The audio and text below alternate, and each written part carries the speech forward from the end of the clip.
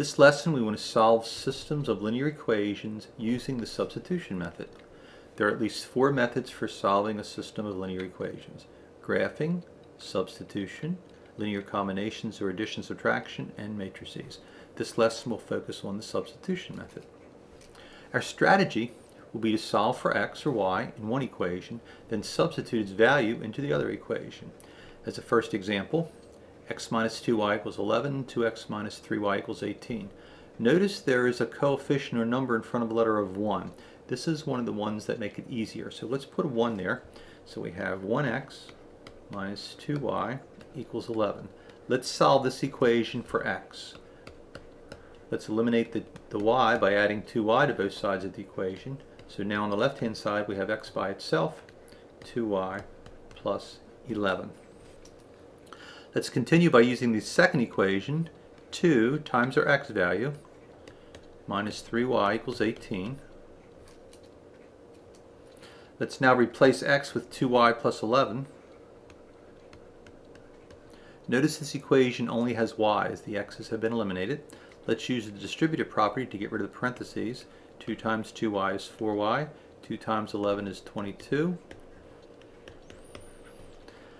4y minus 3y, we have 1y plus 22 equals 18.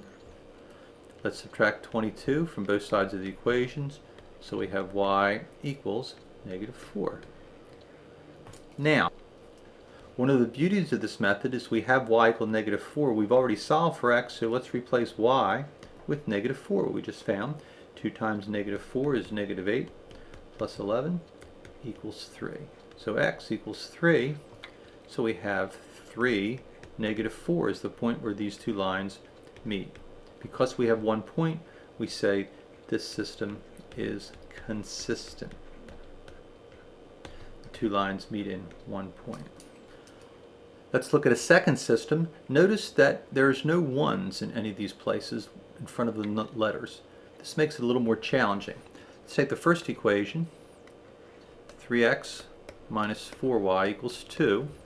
Again, I want to get x by itself, so let me add 4y to both sides of the equation. 3x, the y's disappear from the left-hand side, is 4y plus 2. I want to divide by 3 to get a 1x here. So x has a value of 4/3 y plus 2/3. Let's now take the second equation, negative 6 times our x value plus 8y equals negative 4. Let's now replace x with our expression 4/3 y plus 2/3. Now negative 6 times 4/3, we have negative 6 times 4/3 y. The 6's cancel with the 3 and we get a 2. Negative 2 times 4 will give us negative 8y. In a similar way, negative 6 times 2/3. 3 goes into 3 once, 3 goes into 6 two, so we get minus 4, plus bring down the 8y equals negative 4. Negative 8y and plus 8y cancel out, so we're left with negative 4 equals negative 4. Now anytime both letters disappear, something strange is going on. And in this case, notice we have a true equation. If you have a true equation, that means we have what we call a dependent system. And what we really have is, we thought we had one line with two lines, but it's actually the same line twice.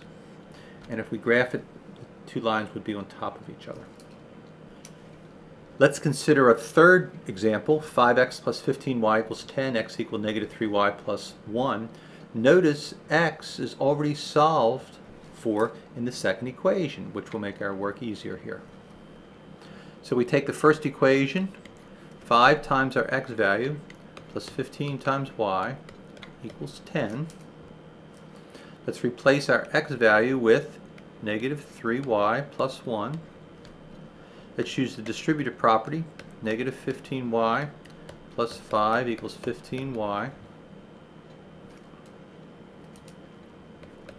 plus 15y equals 10.